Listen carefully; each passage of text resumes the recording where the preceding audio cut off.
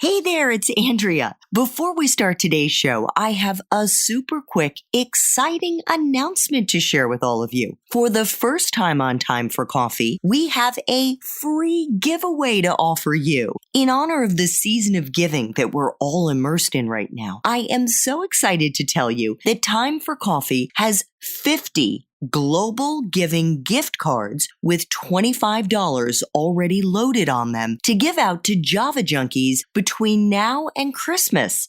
In case you're not familiar with GlobalGiving, it's the largest global crowdfunding community connecting nonprofits, donors, and companies in nearly every country around the world. These gift cards will make wonderful stocking stuffers or thank you gifts or secret Santa presents to give your colleagues or your professors or guidance counselors, your mentors, your mailman. You get the idea. Even that cute guy or girl you want to get to know better, but don't want to give them something romantic, at least not yet. The way these gift cards work is that you can redeem them by going onto the GlobalGiving website and picking any of the hundreds of different amazing projects GlobalGiving is featuring in countries around the world. Then your $25 gift card can be used to support any of these projects.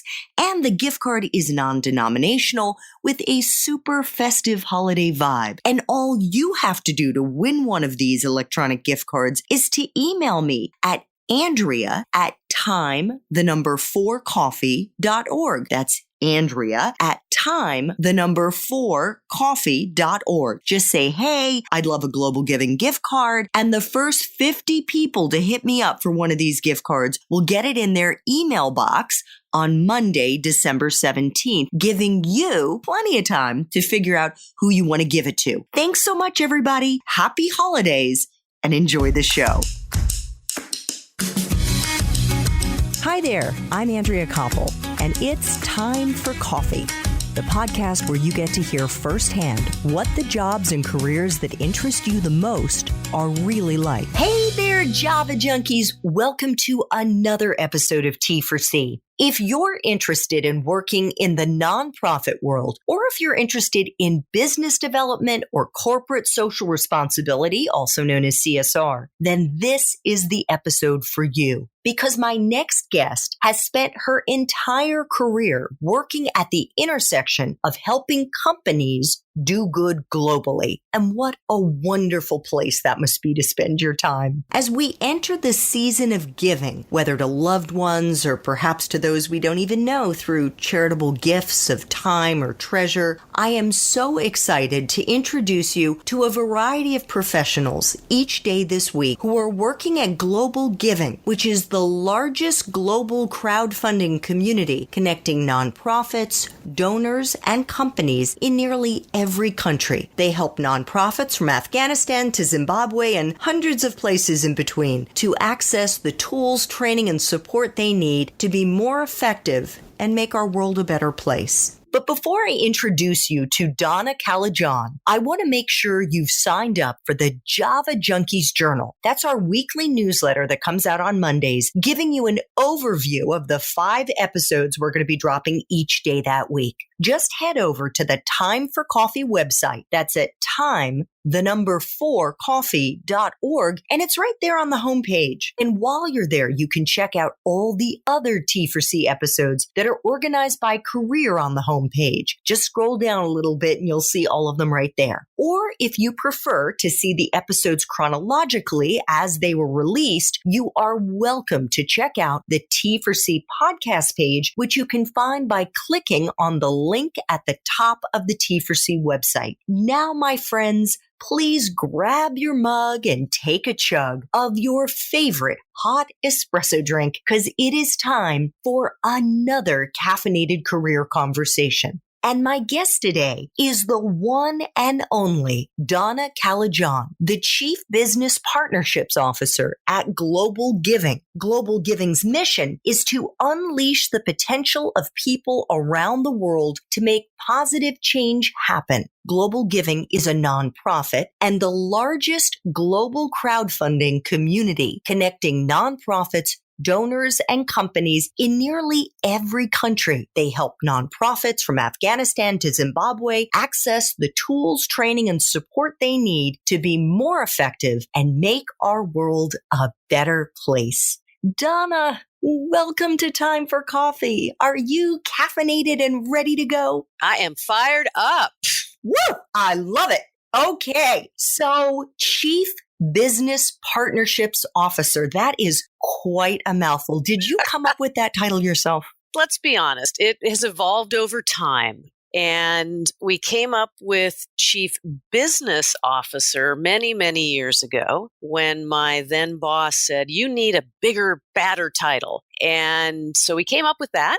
A couple of years ago, we got very clear on the definition of the job that I have today. I've worn a lot of hats here at Global Giving over the years. And so the partnerships piece was added a few years ago to be very, very specific to the work that I do now, leading the team that works with companies on great philanthropic and community investment programs around the world. Well, it is a very impressive title. Fittingly so for a very impressive woman. So, Donna, take us inside what the Chief Business Partnerships Officer at Global Giving does. What are the primary functions of your current job? I would say that the job breaks up into two main pieces. One is as one of the members of a 5-person executive team at Global Giving, I play the role of strategist, cheerleader, counselor, coach, finance person,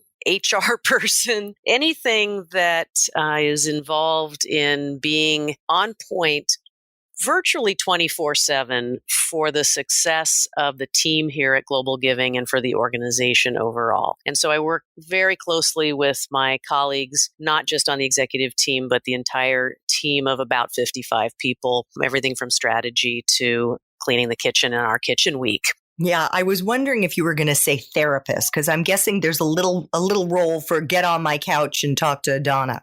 Absolutely. And that's honestly one of the most wonderful parts of my job and something that has made my work very, very rewarding. The rest of my time is spent leading a team that is constantly responding to and meeting new corporate partners. And so what that means is companies as varied as Nike, Discovery Communications, Facebook, all sorts of really, really interesting companies, both in the manufacturing and the digital world, who want to either make corporate contributions or empower their employees or their customers to help nonprofits get the resources they need to thrive. And so our team cultivates new partnerships, creates marketing materials to try to attract new companies to our community of givers. And we manage ongoing partnerships with these companies. Global Giving is a little different from most nonprofits. We don't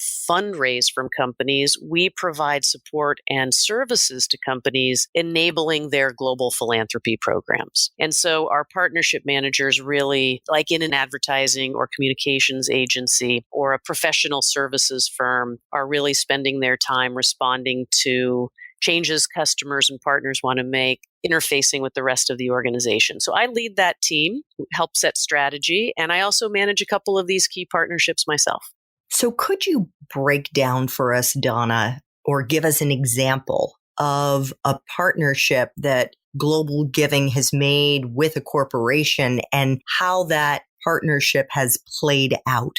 Sure. So the one that I'll use is Ford Motor Company, which everyone should be aware of who Ford Motor Company is. Well, they have something called the Ford Motor Company Fund, which is the philanthropic arm of the company. It is distinct from the Ford Foundation, which has no relationship anymore to the company, but was created by the founders of Ford. So we first met the Ford Motor Company Fund about a decade ago, and they were thinking about making some grants to organizations, to nonprofit organizations in a couple of countries where they had plants. And so as a global nonprofit with a core competency of vetting organizations, nonprofits around the world, and dispersing money around the world all the time, we helped them identify and support just a small number of nonprofits initially. Fast forward to a few years later in the car companies, as most people will remember, or they can Google it, were really, really struggling in the US. And so Ford put that activity on hold for a period of time. When they were able to really solidify their own financial situations, they came back to us and said, hey, you helped us a few years ago, and we're ready to really make this program rock and roll. And that was 6 or 7 years ago. In that time, we have now worked with them and have grown the program so that we this year will help them give to more than 130 nonprofits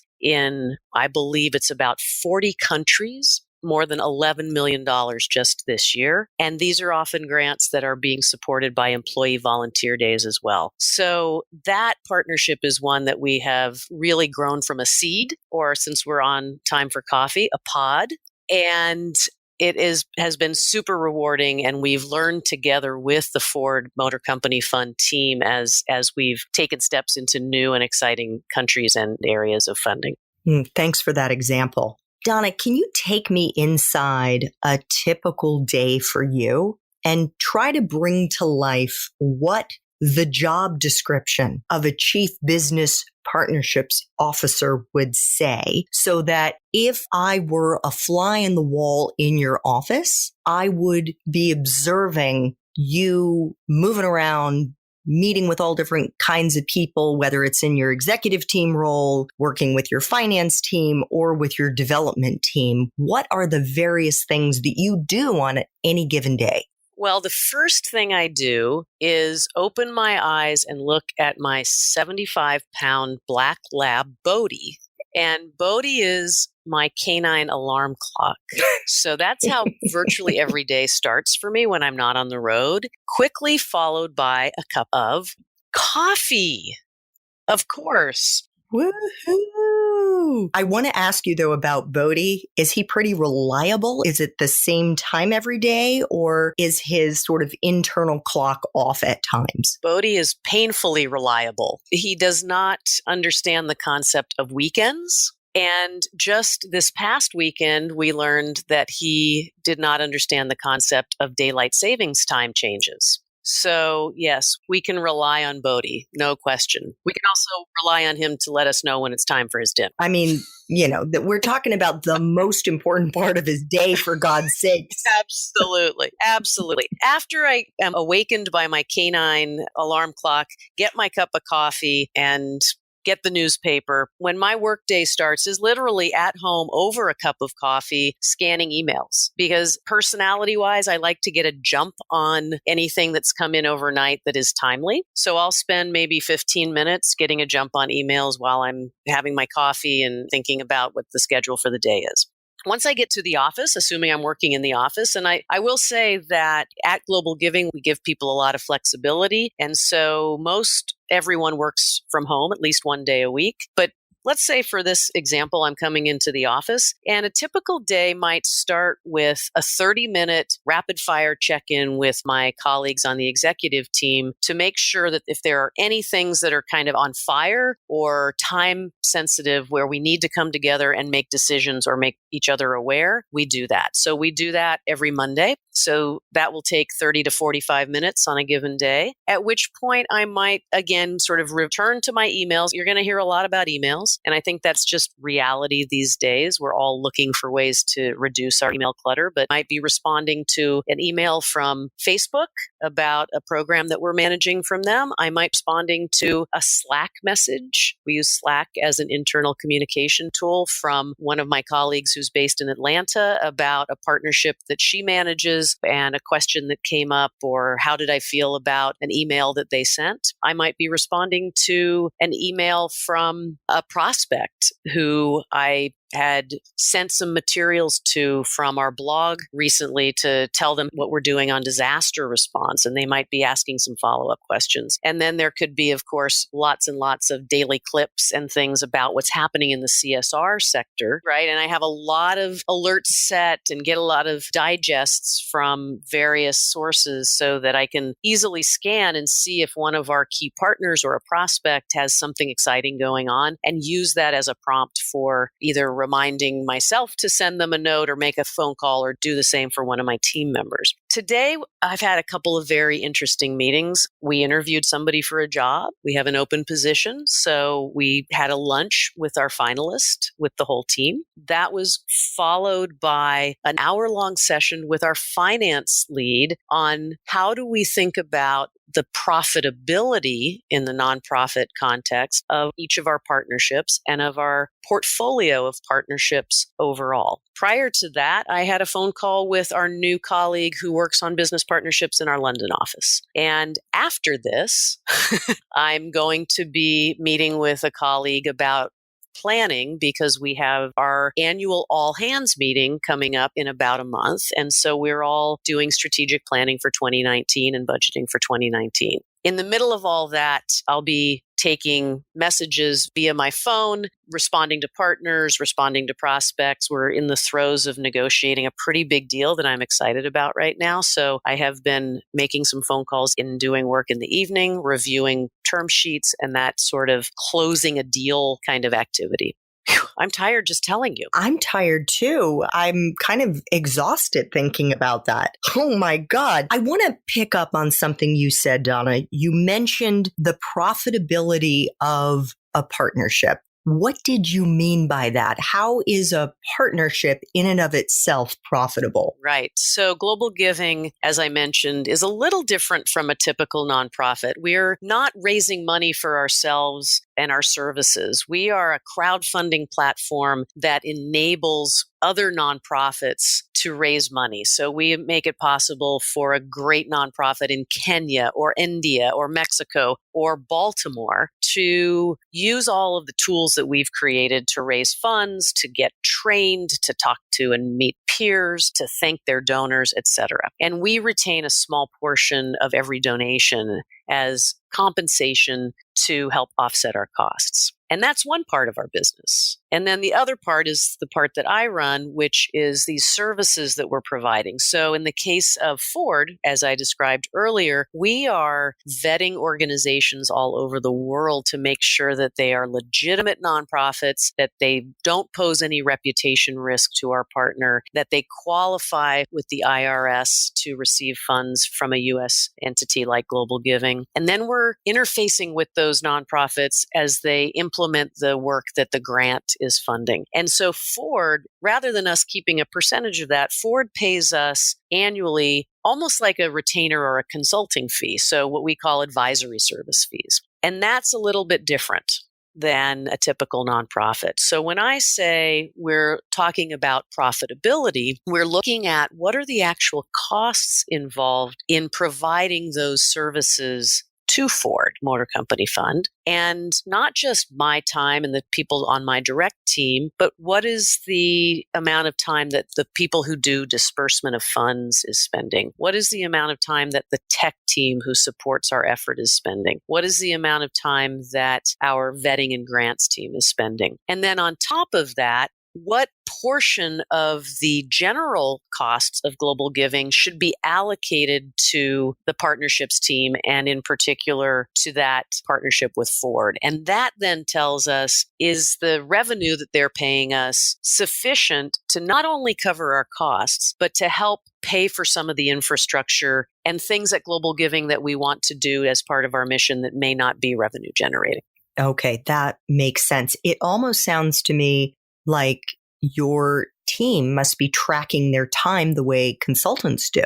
Yep. We use a tool. Everybody in the organization uses a time tracking tool that allows us to do what's called activities-based costing. So if I spend an hour on the phone with Facebook, I track that. If I spend an hour in meetings, I track that. You know, some people are a little more type A about it, shall we say, and really keep track of every 15 or 30 minutes, especially our technology developers. At my level, I take a few liberties with rounding. Yeah, I'm big in the rounding category myself. Oh my goodness. Donna, among the various corporations that you have partnered with, you mentioned Nike, you mentioned Discovery, obviously Ford. Can you kind of walk us through how you or one of your team members would go about cultivating that new relationship and turning it into a meaningful partnership for Global Giving? I'd be happy to. And of course, there isn't just one way to do that. Cultivation of new partnerships takes many different forms and often takes many different twists and turns before it becomes an actual relationship. And so at a very basic level, we are doing research and paying attention to who's doing what in the industry. We know who the leaders are in various parts of the philanthropic sector. We know which companies that are US and UK based have interests outside of the US and have employees and offices outside of the US. And we really try to work with companies that are a good strategic fit. We don't work with thousands of companies. We work at any given time with maybe 50 to 100 because there needs to be alignment between their purpose and the authenticity of their interest in helping their communities or in enabling their employees to help communities. And so we actually screen every company that we work with through a sort of vetting screen to make sure that we are comfortable that a partnership is the best thing for Global Giving in that case.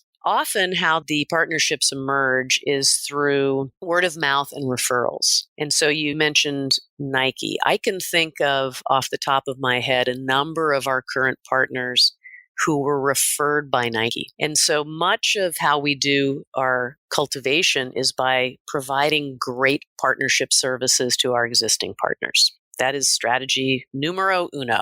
We also attend conferences where folks gather to learn about corporate social responsibility or sustainability or to strategize about employee engagement and giving programs or volunteering programs. And we meet people at those conferences. We try to speak on panels so that they see the kind of work we're doing. We have something that we call a Learn Library on globalgiving.org that is like your website, very well organized. You have yours organized around sector and the type of work. We have ours organized around themes. So there's a corporate social responsibility theme in our Learn Library, which is essentially our content. And we do case studies and research and highlight our partnerships and drive people to that. And so we find that people do find us by Googling a particular subject and ending up there. We do email marketing. So we do all of the typical business to business type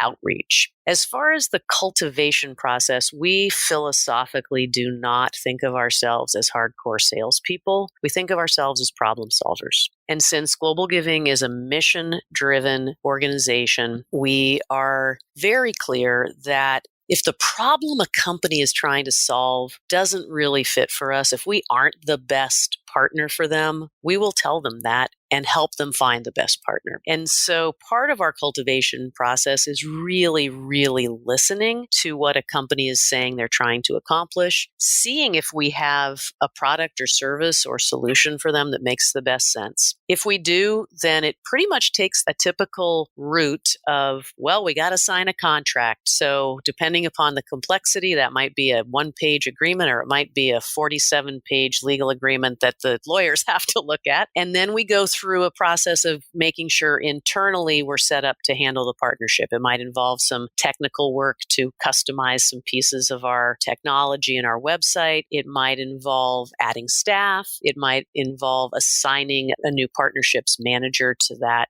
new partner, getting all of the operational pieces in place. Gotcha. Thanks for that very comprehensive answer. And I just want to say thank you so much for equating the Time for Coffee website with Global Givings. In all honesty, Donna, I think we're at very different levels, okay? I mean, that was incredibly gracious of you, but I have to say, I think Time for Coffee has a ways to go before we are way up there with Global Giving. You know, I want to get into what you studied as an undergrad in a few minutes, Donna. But before I do, I actually have a two-part question. What do you recommend our listeners study for those who are still in school to prepare them for this career if they want to get into this side of the house within the nonprofit world? And for those who've already graduated, what skills are you looking for in the young people that you hire at Global Giving who want to work in the nonprofit, maybe in the development business partnership space? Well, I'm going to give an answer that you may be surprised about. I think that the single most important class or classes that people can take or skill sets is finance. And the reason I think that is because everything has to do with money. It is no different in the nonprofit sector than it is in the political sector or the for-profit sector. If you can't generate the funds to do your work, you can't achieve your mission. And the complexity of social enterprises, of foundations who are funding nonprofits, of impact investing, all of the evolution of the nonprofit sector and the social impact sector really compel me to say that people who want to succeed in this part of the economy really need to understand how money works and need to be able to navigate their way around financial materials and basic sort of concepts of finance. So I highly recommend that anyone interested in the social sector not avoid the math and finance side of their curriculum. In fact, we see quite a number of people who are working at Global Giving in the program side. So directly with nonprofits, not so much with companies, going back to school, and they're not going back to get masters in public policy. They're going back to get MBAs. You know, I have to say, I am not that surprised to hear you say that. I think that is certainly, in my experience, something that from my time in Mercy Corps that I did see as an opportunity for young people with that skill set. I really did. Just the more that you get into sort of what are the solutions to reach scale in the various communities that you're working, if you have that financial wherewithal, you have a better understanding of how marketplaces work. And after all, that's the engine that so many businesses need to thrive. So I think that that makes a whole lot of sense, Donna. I was just going to tuck in that particularly in this kind of business development, corporate partnership development part of the social sector, it is exceedingly helpful to be able to speak to the people in the companies in their language. And their language is pretty bullet pointy and always tinged with budget dynamics. And I think that that rock solid understanding of what makes sense from a budget and financial standpoint for a partnership is really important. That is such an excellent point. And as you know, Donna, today there is an episode on Time for Coffee that's running with a young woman who is in the social impact, social entrepreneurial space. And she was a linguistics major undergrad, but she went and got her MBA so that she could not only speak the local language in the countries that she's working in, and she's in Latin America right now, but also so she could exactly what you were just talking about, speak with the investors and speak with the social entrepreneurs themselves in a language that made sense and that everybody understood. So I want to talk about your time as an undergrad. You went to the University of California, Davis, and you majored in, drumroll please, agriculture and managerial economics. Donna. Why? No, what I was going to ask you is, did you know what you were going to do with those degrees when you graduated? I had no idea, Andrea, what I was going to do with my degree when I graduated. I had started in school anticipating, wanting to be, ironically, given who I'm speaking with right now, a journalism major. Really? Yes. Davis did not have a journalism major, and I didn't have to declare. So I thought, well, maybe I'll be an English major. That's close. And then I read the syllabus. I think that's what you call it. It's been a long time since I was at UC Davis, as you know. But I read it, and it said that for every class, you had to write a term paper. And I thought, ugh, that sounds dreary. So after about a year, when I had to declare a major, I had taken a couple of economics classes and I decided I would be a business major. But alas, UC Davis in the early 1980s did not have a business major. The closest thing it had was agricultural and managerial economics. Now, since many of your listeners are probably not that familiar with UC Davis, I should say that it is located near Sacramento, California, and it is one of the original land grant type universities. It was an agricultural powerhouse and still is. It's also the home of the #1 viticulture and enology program in the United States. That means grape growing and winemaking, also coming out of the agricultural history. And so the emphasis in the major that I had was on managerial economics, not on the farm management part of it. Although I did take one class where I had to essentially run a farming business and plant crops, simulate planting crops for an entire semester. It was actually quite interesting because I come from a family of ranchers. Oh, that is interesting. And I have to say to you, just in solidarity, when I chose my major at Middlebury, I really wanted to study history. But then I realized you were going to have to write a thesis. And I mean, this is the problem when you're 18, 19 years old and you're making decisions. I mean, it was a stupid call on my part not to major in history, but I feel you. I feel your pain. I don't know, Andrea. I think your career's turned out okay. It turned out okay, but I think it goes back to really listening to your heart and thinking about what you will enjoy and like getting over, in my case, this kind of very immature decision that I made that I didn't want to write a thesis. I probably would have really enjoyed it if I had done it. But you know what? This isn't about me, Donna. This is about you.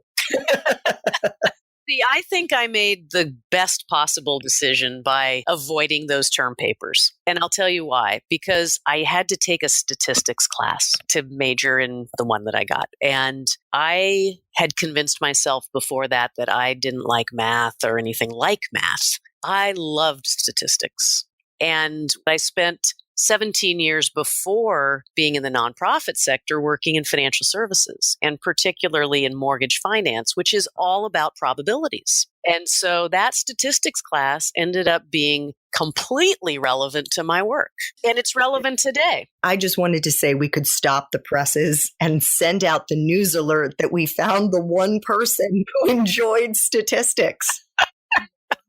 But no, the more important point is that you actually were able to find practical use for it once you graduated, which I will get into in just a minute. Before we leave UC Davis in the early 80s, I want to ask you, Donna, what you did, if anything, outside of hitting the books, which I'm sure you did a lot of, that in hindsight turned out to be assets. And what I'm talking about is the extracurriculars, clubs that you were a part of, nonprofit work, volunteering, any maybe paid jobs or internships or anything that you did outside of schoolwork that in hindsight turned out to be assets once you started either looking for a job or actually working after you graduated? Well, I'd like to say that I spent most of my free time in the library, and that would be not truthful. I definitely enjoyed my college years and did fine at school, but I did have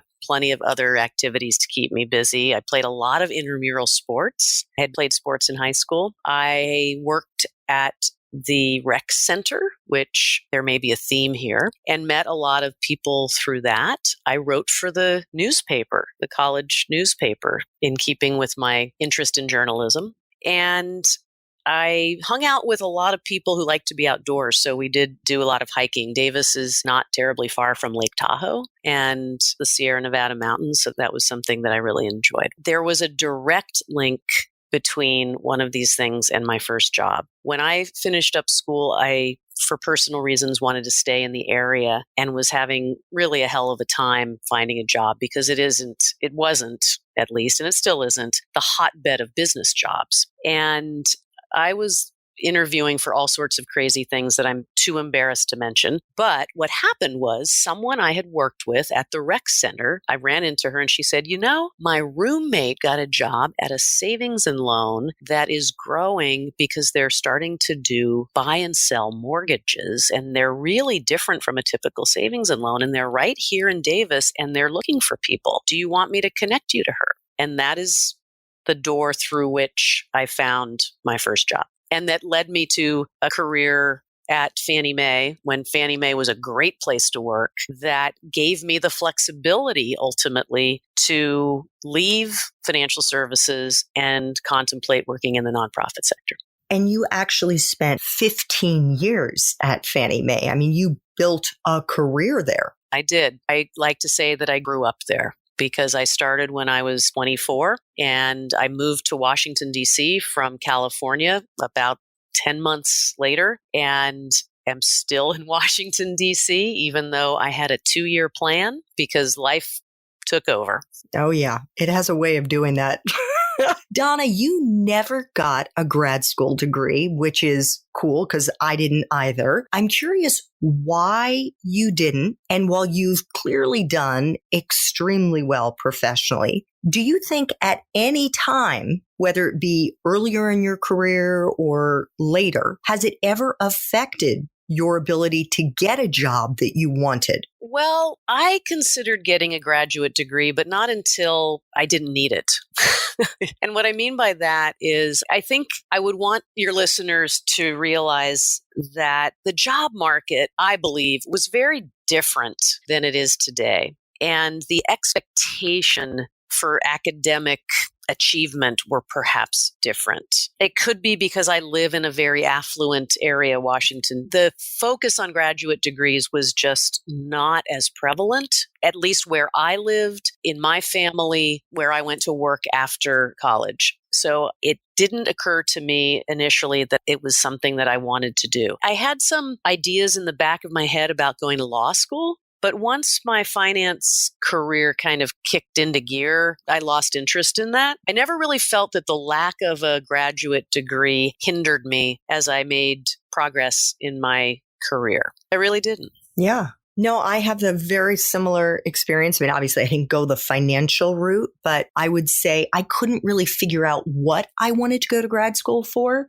earlier in my career. And then one day I woke up and I was like, oh my goodness, look how far I am. And I don't really know if I need a grad school degree, but things have changed. And today I'm guessing from your earlier answers, Donna, regarding Java junkies studying finance as undergrads, that you would recommend that they get a grad school degree if they want to move up the totem pole today. I don't see any downside to a graduate degree besides debt. And that can be considerable. So my advice is that people starting out in the workplace give themselves some time in the workplace to determine what the path seems to be for them. You asked me a while ago, did I know what I wanted to do? Did I know that I would use my degree? And the answer is just an unequivocal no. I am always amazed when people say, I knew at 18 what I wanted to do and I marched toward that and I did it. I commend that focus and that certainty. It just wasn't my experience. And I think with the velocity of change in our world, the impact of technology in disrupting different businesses, the challenges we're facing as societies and as a global community, agility and ability to adapt are the most important skills anybody can have as their career evolves. So if at some point you determine, in order to get to the next step of where I can have the most impact and feel the best about what I'm contributing, if that step requires you believe, to get a graduate degree, go for it. But don't do it because you think it's the thing you should do. That is fantastic advice, Donna. Can you talk a bit about how you transitioned? You talked about agility from doing what made sense in your life, what seemed to be the right thing to do in your professional life, to doing what you actually loved. So I found toward the final years of my time at Fannie Mae that while I was running the strategy department and business strategy and corporate development for the last 3 years that I was there, and prior to that, I had been very much in the core business of buying and securitizing mortgages. And it was really during those 3 years that I came to realize that I would like to be in a slightly less structured culture. I spent more and more of my time on nonprofit boards, and I was able to do a lot of benchmarking of other companies for business development purposes. And I was asked to join the board of Business for Social Responsibility, which was just starting out and is a membership organization for companies who are interested in meeting like-minded peers and using services of an organization like BSR around corporate social responsibility. And the confluence of those things, I think,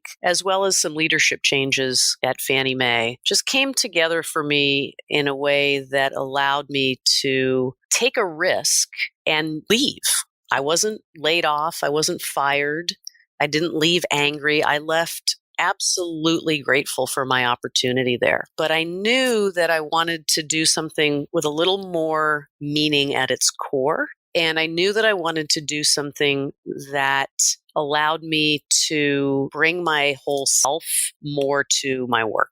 And so I jumped. And it took me a couple of years to get all the way over to GlobalGiving. And I was in a position that most people don't find themselves in. And I recognized that, which was to take my time. I had enough savings, thanks to my prior work, to explore working as a fellow inside a nonprofit, to do a little bit of consulting to nonprofits and for-profits, and to network. And I wouldn't have said I set out to network for 2 years, but in reality, that's what I did. I met different people doing really cool things all over the world. And when people gave me opportunities to do new things, I jumped at them. And I actually met the founder of GlobalGiving, which was at that time based 3 miles from my home in Geneva, Switzerland.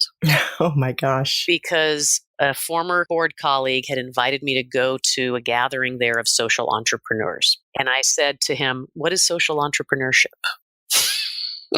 But I hadn't been to Geneva, and it sounded like I was going to get exposed to a lot of really cool people doing great work all over the world. And literally that changed the trajectory of my work life and my life. Donna, it reminds me of the interview that I did with Joe DeCina, who started Spartan Races. And one of the takeaways that I got from listening to Joe talk about his career is that you're not going to find your path, what he calls your true north, sitting on the couch. You got to go and do and push yourself outside of your comfort zone and meet as many people or get those new opportunities and new experiences. And only then will you perhaps cross paths with somebody who could change your life. Absolutely. Donna, as you know, in advance of these interviews, I ask all Time for Coffee guests if there's anything in particular they would like me to ask them. And one of the things you wanted me to discuss was what it was like for you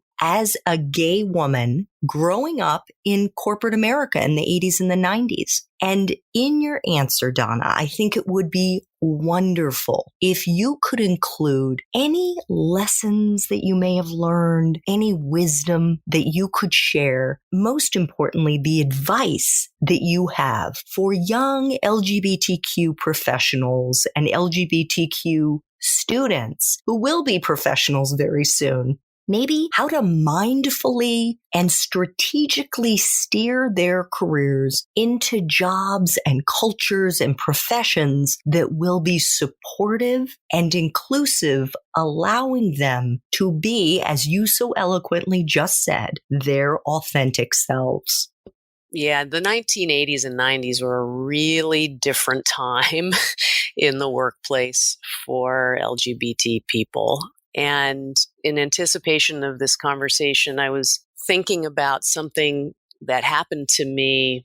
I'm going to say this was 1998-ish, maybe a little bit earlier. And there was a small group of what I'll call at the time activist gay men at Fannie Mae who really were pushing the company on awareness. And we had a very active diversity and inclusion program very early on, but it was primarily focused on race and ethnicity and to some degree gender. And they were really pushing the company in various ways. And two of these gentlemen came to my office and said that they were thinking about outing me to the rest of the company and my bosses and all the other executives. And I was a very senior person in the company at this point. And I was so stunned and angry that I can't even remember half the conversation.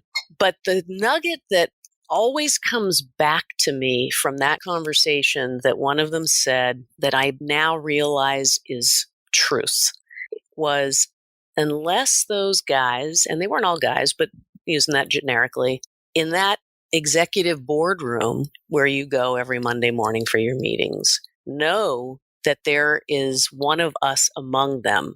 They are going to act differently, say different things, come to different conclusions about policies. And I felt for a myriad of reasons at the time, I was not well positioned to be that person in that moment. And I certainly didn't want to be bullied into it. But in hindsight, what I realized is that's what's happened in society, is the fact that courageous people have been willing to declare who they are and put themselves into the role of obvious leadership in their companies, in their nonprofits, in their trade associations, in politics, gives hope to the rest of us that there isn't anything to hide.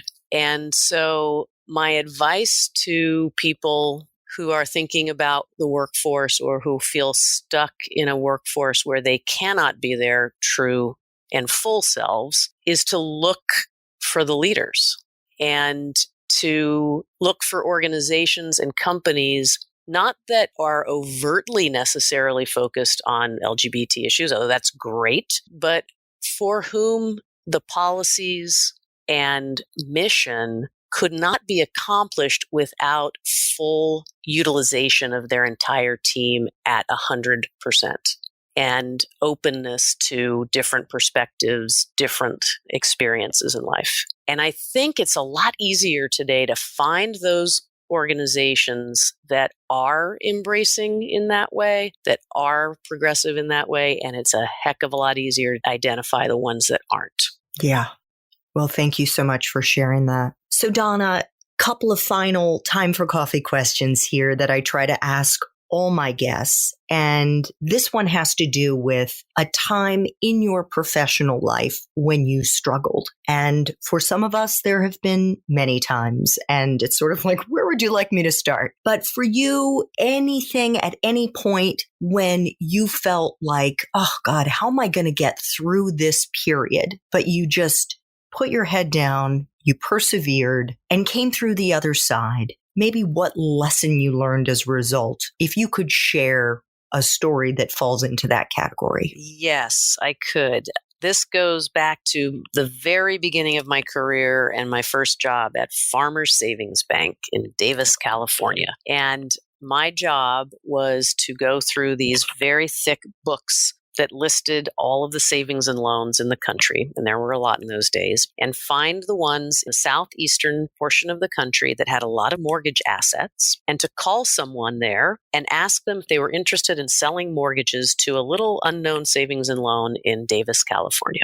So I did that, and I worked with a more senior guy, and I did my best. And I went on a couple of trips with him and helped him close some deals. But the bosses, after about, and the bosses meaning like the CEO, after about 4 or 5 months of me not closing a big deal, decided I would be better suited in the back office, doing something operational. And even that early in my career, I knew that is not what I wanted to do. I wanted to be a front office person, a front of the house person. And I also knew that the guy that I was working with, who was senior to me, would not have closed a couple of those deals if I hadn't been with him on those trips. But the bosses didn't know that because the guy, of course, was presenting himself as having done all these deals. So I was able to figure out a way to get onto a trip with one of the key executives. And he got to see me in action. And I just prepared myself for that meeting with a prospect and used my innate skills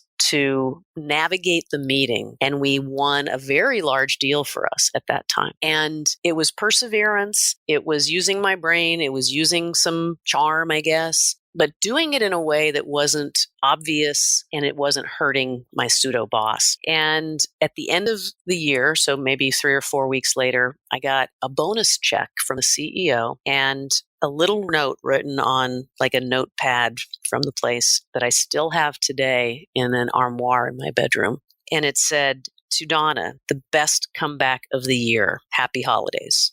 And I stayed in that role. And if I hadn't stayed in that role, there is no way that the rest of my career would have evolved the way it did. Wow. So just out of curiosity, how long after you were relegated to the back office did you have that trip opportunity with that senior person at the bank? Well, they never actually got me to the back office. They were trying to be very kind and saying, hey, maybe you should go talk to this woman who runs the back office stuff, because maybe that's a better fit for you. So the trip was maybe 2 weeks later. So nothing had been decided. So I kind of threaded the needle there. Nice. Oh, wow. That is a great story, Donna. I love that you saved the note. I think we all have little mementos from various points in our professional life where there's something about that provides you with both deep satisfaction, but also the fuel to keep digging in and persevering even in the current time. So Donna, final time for coffee question. If you could go back to UC Davis and do it all over again, based on the wisdom you have now, what advice would you give yourself? I knew you were going to ask me this question, and I've really struggled with it. I don't know why. I think that the advice I might give myself, strangely enough, is to go to class more. This is probably really a bad thing to say since many of your listeners are still in school. I missed a lot of classes. And I had figured out, at least in the program I was in, that as long as you took notes at most of the classes, got notes from your friends, and studied the notes, you could do pretty well on the tests. And I was at a phase of my life I was really trying to learn about myself more than learn stuff. And so I think my current self, which of course then was my future self, would say, maybe go to class more, be a little bit more engaged in the academic life of the school. Because I do think that the discipline that's involved with going to class, studying, preparing more is something that I would say I continue to struggle with. I do, despite having had a wonderful ride in 2 different chapters so far, and maybe there'll be a 3rd chapter, I still find myself preparing for things at the last minute, or not having researched one particular piece of a company's work that I should have because I kind of did it a little bit on the fly. And so I think the discipline that is involved in really focusing on college level or graduate school level academics is something that probably would have benefited me.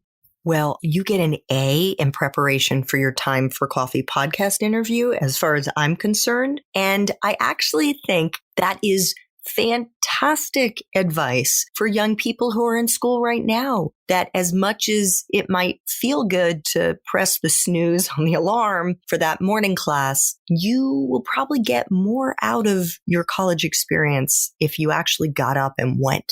Well, Donna, thank you so much for making time for coffee today with me and the Time for Coffee community. I loved talking with you and learning more about your career. And I think I'm burying the lead here to say that you have been at GlobalGiving for 15 years, which is the same amount of time that you were at Fannie Mae. And holy cow, what an amazing opportunity for the young people who come into Global Giving to have someone who's been there and has that continuity and that perspective to offer. So continued success in your professional life and in the wonderful work that Global Giving is doing every day. Thank you so much. This has been so fun, and it's great to connect with you again. And I hope that all of your Java junkies stay caffeinated. Thanks so much for listening to Time for Coffee, where the professionals in the jobs that most interest you always have time to grab coffee 24/7, no matter where you live. I have one quick favor to ask you. Remember to rate, review, and subscribe to Time for Coffee. Thanks so much.